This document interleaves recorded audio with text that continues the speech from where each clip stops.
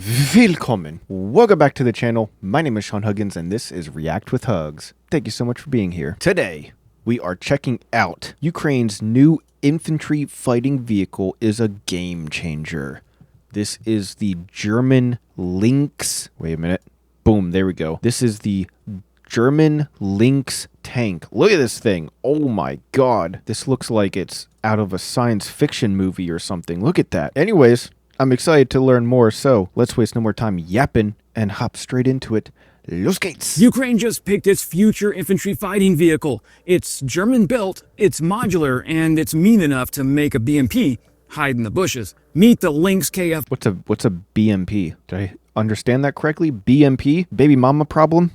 41, the new backbone of Ukraine's mechanized army. Ukraine has officially chosen the German-made Rheinmetall Lynx KF41 as its next-generation infantry fighting vehicle, and local production is set to begin under a new bilateral deal with Germany. This time, Ukraine is picking its... Dude, this really looks like something out of a video game or a science fiction movie or something.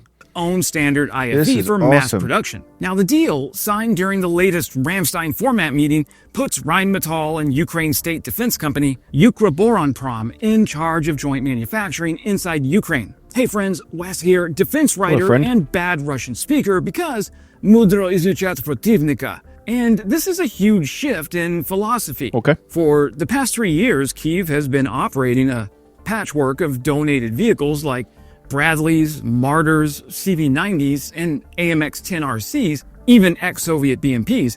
Now, each came with unique ammo, spare parts, and maintenance headaches. But now Ukraine is saying, enough chaos. One vehicle, one supply chain. They're going to standardize everything and make everything a lot easier, I guess. So it seems like they are planning to still have a conflict for the foreseeable future. It seems like both sides are not going to be letting up anytime soon. Well, Ukraine will obviously not stop defending itself, but I guess they're expecting Russia to not give up trying to attack them.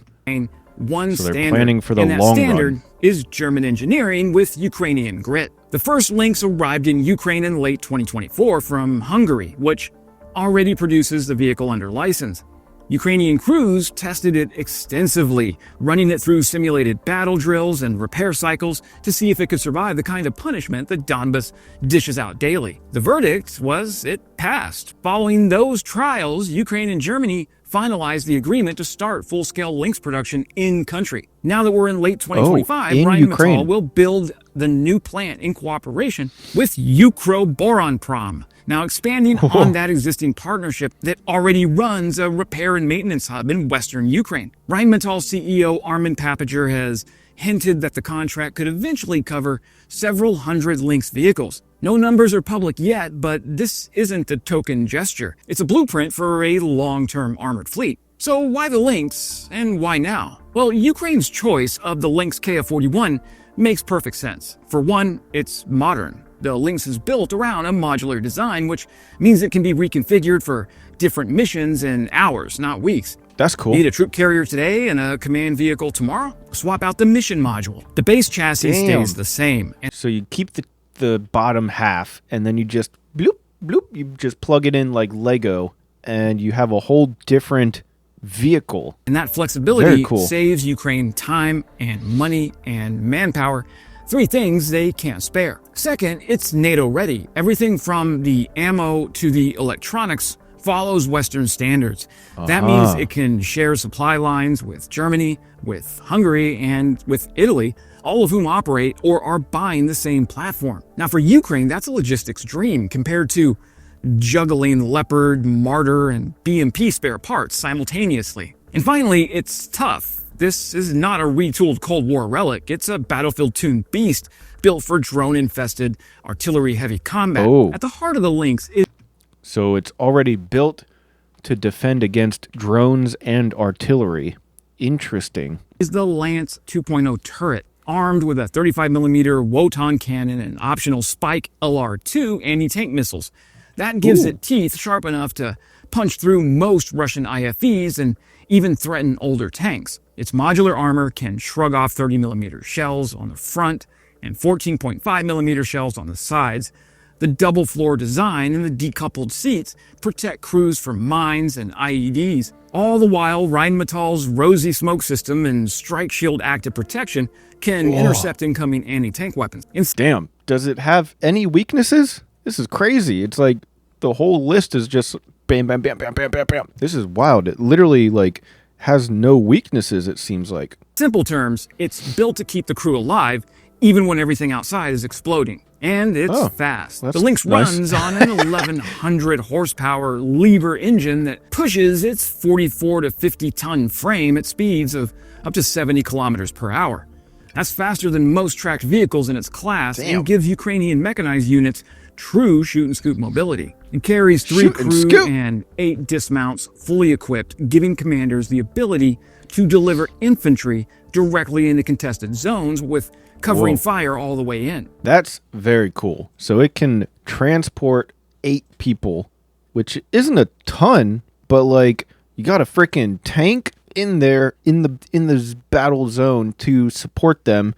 Like you can just drive in some badass dudes, drop them off, and then you got a badass tank and badass dudes running around doing badass stuff. That's actually crazy to think about. This is not a battle taxi like an M113. This is more akin to the Bradley. Now, as I mentioned, what sets the Lynx apart is its modularity. The vehicle can be swapped into dozens of configurations like a command post, an ambulance, a mortar carrier, a recon unit, even air defense. Rheinmetall has already tested variants like the Sky Ranger 35, which mounts a revolver cannon turret to knock down drones and cruise missiles. For Ukraine, that flexibility is priceless. Imagine one chassis design that can handle nearly every battlefield role, simplifying training, simplifying spare parts, and repairs across the entire army. Damn, it's like the Swiss Army knife of fighting vehicles. One vehicle that can do everything that you need it to, with just a little bit of tweaking. Rheinmetall's open digital architecture also means future upgrades like new optics or anti-drone systems or AI targeting modules. All of these can be plugged in without a full redesign. It's a platform designed to evolve, not expire. In my humble opinion, it's the start of Ukraine's next generation army, the industrial revolution inside a war zone. Now, building tanks in an active war zone sounds insane, but that's exactly what Ukraine and Rheinmetall plan to do. By late this year, 2025, the first... Yeah, how are they going to do that without, like, the factory getting attacked or something? Dude, if I was a factory worker there, I'd be terrified. Ukrainian Lynx factory will be operational. At first, it'll handle final assembly, using components shipped from Germany and Hungary. Over time, more production will shift local.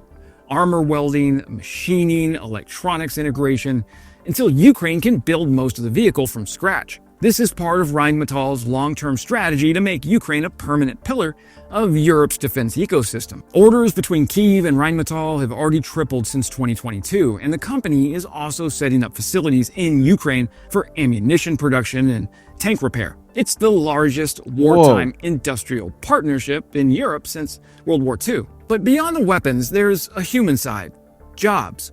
The Lynx program will train hundreds of Ukrainian workers in high-precision manufacturing, in welding, in assembly, and quality control. These skills will outlast the war and fuel the post-war reconstruction. Of course, this is Europe, which means... I mean, you know, you got a lot of people that learn how to manufacture stuff and weld stuff and do quality control on production.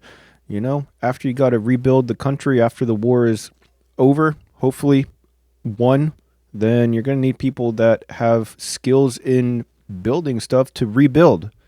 Not a bad point. Nothing moves without paperwork. Rheinmetall has had some, shall we say, adventures getting projects off the ground lately.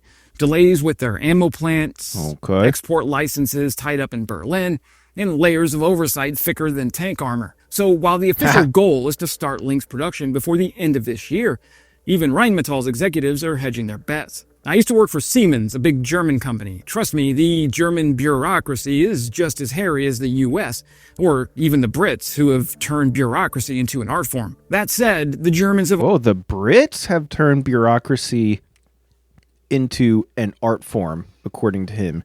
That's interesting. I've only ever heard stereotypes about German bureaucracy, even though I've said it many times, America has pretty crazy bureaucracy as well. But the stereotype, the standard joke is that German bureaucracy is like the craziest in the world. So it's interesting that he's saying something about Britain having even crazier bureaucracy. Already proven they can make things happen. Their armored vehicle repair center in Ukraine is up and running. Their artillery shell plant is under construction right now. And the German government has approved export licenses for all the Lynx components. So yes, bureaucracy might slow it down, but it's not going to stop it. This is bigger than just the one vehicle line. For the first time since independence, Ukraine is standardizing its mechanized force. Up till now, every Ukrainian brigade looked like a museum exhibit. American Bradleys next to Soviet BMP-1s, next to Swedish CV-90s, next to captured Russian BMPs and BTRs. Damn, okay, so the tanks in the Ukraine, I guess, are just the old supply from across, like, NATO countries that are giving them old tanks or selling them old tanks, like whatever the old technology is, which is interesting that even the old technology has been so useful because, obviously the attack that Russia has been attempting hasn't worked for years at this point. It worked out of necessity, but it was a logistical chaos. By choosing the Lynx, Ukraine is streamlining its entire approach. Spare parts become simpler, dude, training gets shorter, those barrels maintenance never becomes stood a chance. predictable, and perhaps most importantly, Ukraine gains its mechanical independence. It's no longer just receiving armored vehicles, it's building them. That kind of sovereignty is strategic goal. For Germany, this is also a smart play. Berlin has taken a beating in the court of public opinion for being slow and hesitant on aid, especially early in the war. But now it's playing the long game, helping Ukraine become a self-sufficient defense manufacturer that can stand shoulder to shoulder with NATO. Here's another follow-up question, though. What happens if Russia ends up in a few years from now or whatever actually conquering the Ukraine, and then they have control of this manufacturing plant with all of the technology to make this tank themselves? You know what I mean? Is that a possibility? I feel like it probably is. I mean, I hope that doesn't happen, but it has to be a possibility somehow, you know? The Lynx partnership complements the earlier transfers of Leopard 1s and 2 tanks, Marder IFVs, and Iris-T air defense systems. It also gives German industry a profitable role in rebuilding Eastern Europe's defense architecture after the war. Call it enlightened self-interest or a very German kind of atonement. So, when do we see these things rolling into combat? Well, Rheinmetall estimates that Ukrainian-assembled Lynx vehicles could be operational by 2027, that's the year after next, depending on funding and the speed of local training. Now, that might sound far off, but production pipelines take time, and once it starts, it won't stop. Even during wartime, Ukraine's existing repair hubs are churning out overhauled Leopards and Marders. Adding a production line for Lynx is just the next logical step. Expect the first batches to equip elite mechanized brigades near key sectors, likely Kharkiv or Zaporizhia, where mobility and armor are both in high demand. Now, the Lynx represents industrial resilience wrapped in steel. Ukraine is fighting for its survival, but it's also building the framework for what comes next. A modern army aligned to NATO standards and powered by domestic production. For Kyiv, the Lynx is a declaration. We will fight now, and we will rebuild stronger than before. If Rheinmetall pulls this off, it'll be the first time since World War II that a European nation builds brand new IFVs while under fire. And they won't be museum pieces, they'll be state-of-the-art machines built by Ukrainians, for Ukrainians, on Ukrainian soil. It's fitting, really, the Lynx. Dude, this looks like a freaking laboratory. Look at this. This is the inside? Look at this. I mean, what the frick? It literally looks like a damn laboratory, how clean it is and white and pristine and everything. That is wild. Did they got RGB strips in here? Oh, they must be gamers. They got RGB strips all over the place. This is named after a predator known for patience and precision. Both qualities Ukraine has shown in abundance. And as for Russia, well, the last thing a bear wants to see in its forest is a lynx. That's it for today, friends. When history looks back on this war, the story of Ukraine's survival won't just be written in blood and courage. It'll be written in the factories, in the welding arcs, and in the unmistakable sound of German diesel engines rumbling east. Subscribing. Whoa! History will be written by the sound of German diesel engines rumbling east. Oh, damn. It has been a long time since that was considered a positive thing to probably say. Oh, man. That is awesome. Very cool video today. But as always, I'm curious what you guys, the experts, have to say. What do you think of the new Lynx battle tank? I think that it's fascinating stuff, and I love learning about the new technology. Even if I don't like the war, obviously, like, the technology is undeniably fascinating. But anyways, be sure to like, comment, subscribe, all that good stuff. You guys know the deal. Thank you guys so much for being here, and as always, I'll see you guys next time. Peace.